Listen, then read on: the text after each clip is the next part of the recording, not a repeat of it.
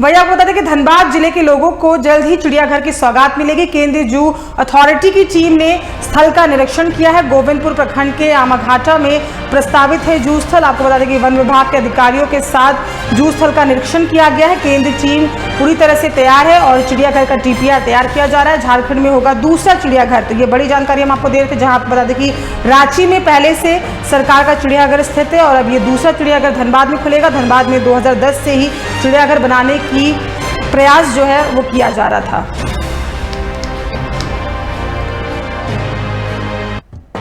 बता दें कि जल्द ही धनबाद के लोगों को चिड़ियाघर की सौगात मिलेगी। केंद्रीय जू अथॉरिटी की टीम ने स्थल का निरीक्षण किया है।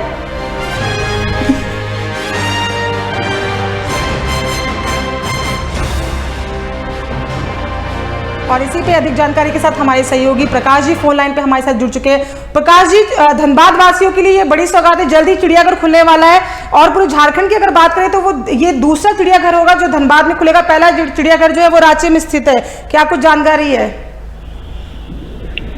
देखिए साक्षी, आपने बिल्कुल सही कहा कि यह धनबाद वासियों के लिए बड़ा सुनहरा मौका है, बड़ा गर्व की बात है, क्योंकि झारखंड के बाद दूसरा जो चिड़ियाघर है वो धनबाद में खुल रहा है। और धनबाद के आमाघाटा पे कल वन विभाग के अधिकारी, जू के अथॉरिटी जो है, उन्होंने आकर कल उन्होंने दौरा किया है और उन्होंने ये जगह जो चिन्हित किया है उसी जगह पर चिड़ियाघर बनना है। तो इसे लेकर कोयलांचल वासियों में काफी हर्ष देखा जा रहा है, काफी उल्लास देखा जा रहा है।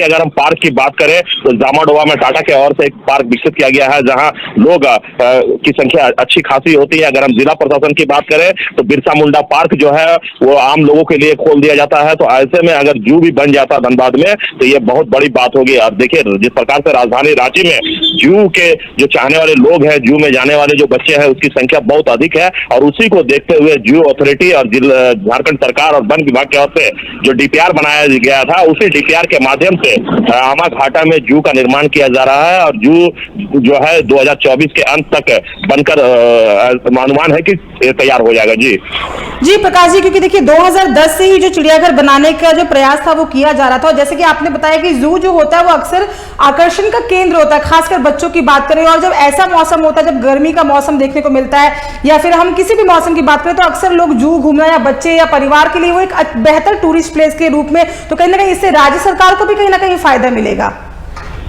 देखिए, बिल्कुल राज्य सरकार का राजस्व को फायदा मिलेगा, क्योंकि अगर जहां भी जू खुलता है, पार्क खुलता है या वाटर पार्क खुलता है तो कहीं ना कहीं सरकार का उसमें बहुत बड़ा योगदान रहता है और जो रेवेन्यू कलेक्ट होता है उससे सरकार के द्वारा कई सारे विकास कार्य जो है वो किए जाते हैं। तो जिस प्रकार से जू अथॉरिटी की टीम ने आकर धनबाद में दौरा किया है, उसमें वन विभाग के अधिकारी भी शामिल हुए, साथ ही साथ यहाँ के जो जनप्रतिनिधि हैं उनके भी जो लोग हैं वो शामिल हुए। और इसके बाद आमाघाटा में जो जगह चिन्हित किया गया है जिस पर जू बनाया जाएगा, तो वो जगह भी बिल्कुल सेफ माना जा रहा है और कनेक्टिविटी के भी आधार पर अगर उसे देखा जाए तो वो बेहतर स्पेस माना जा रहा था, स्थल माना जा रहा है, क्योंकि कनेक्टिविटी हर जगह के लिए बहुत जरूरी है। और जिस जगह ये जू तैयार किया जा रहा है वहाँ का एनवायरमेंट, वहाँ का एक्टिविटी, वहाँ का जो रोड का कनेक्टिविटी है, उसे देखते हुए जू अथॉरिटी और वन विभाग की टीम ने वहाँ निरीक्षण किया है। और क्योंकि 2010 से ही कोयलांचल वासी ये मांग कर रहे थे कि धनबाद में भी एक जू खुलना चाहिए, जब रांची में अगर जू हो सकता है तो धनबाद में क्यों नहीं हो सकता है।